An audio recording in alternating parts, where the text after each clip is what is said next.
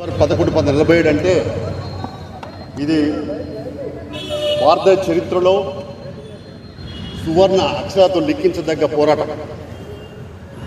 భారతదేశానికి అంతటికీ ఆగస్టు 15న స్వాతంత్రం వచ్చింది. తెలంగాణకు స్వాతంత్రం రాలేదు.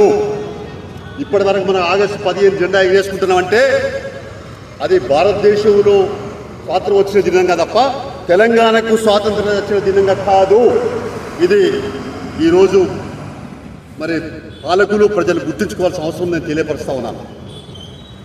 ఆగస్టు 15న 47 దేశం స్వాతంత్రం వచ్చింది. తెలంగాణకు రాకపోతే అప్పటికే తెలంగాణలో నైజాం రాచరిక వ్యవస్థ అంతానికై ఆంధ్ర మహాసభ ఒకవైపు, కమ్యూనిస్ట్ పార్టీ మరొక వైపు, కార్మిక సంఘాలు ఇంకోవైపు పెద్ద ఎత్తున ఊరూర సంఘాలు పెట్టి దున్నేవాడికి భూమి అని, వెట్టి చాకి రద్దని, బాని సంఖ్యలు పోవాలని, అలాగే దౌర్జన్యాలు గుండాలు పోవాలని, అయ్యాని బాంఛాన్ని కాల్పుక్తా అనేటువంటి మరి ఆ దురాఘాతం వారదూలేందుకే పెద్ద ఎత్తున ప్రజలు చైతన్యవంతం చేసిన పరిస్థితి. అప్పటికే పెద్ద ఎత్తున ఆందోళన కొనసాగుతూ ఉన్నాయి తరుణం అది. అప్పటికే 1946లో జూలై 4 నాడు మరి విష్ణు రామచంద్రరెడ్డి ఏరియాలో తొలి అమరవీరుడు దొడ్డి కుమరయ్య కడివెండ్లు ఆయన అమరనైనాడు. అలాగే పాలకుర్తిలో మరి చాకలైలమ్మ ఆనాడు విష్ణు రామచంద్రరెడ్డి యొక్క దుర్మార్గాలను గుండాలను ఎదిరిస్తూ కమ్యూనిస్టు పార్టీ నాయకులు అండదండలతో గట్టిగా నిలబడింది.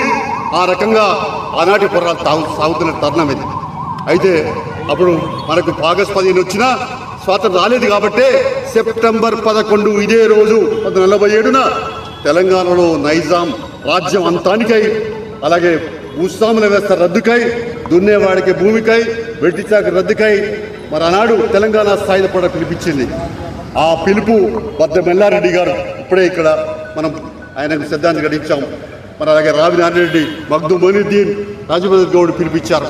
ఆ పిలుపు ప్రభంజనమైంది. ఊరువాడు ఉప్పనైంది. ఎక్కడికక్కడికి ప్రజలందరూ కూడా కత్తులు, కటారులు, ఒడిసెలు, మరి బడిసెలతో కాలం పొడితో కూడా ఎక్కడికక్కడ చల్లి దొరల గుండాలను గుండాయిజాన్ని ఎక్కడికక్కడ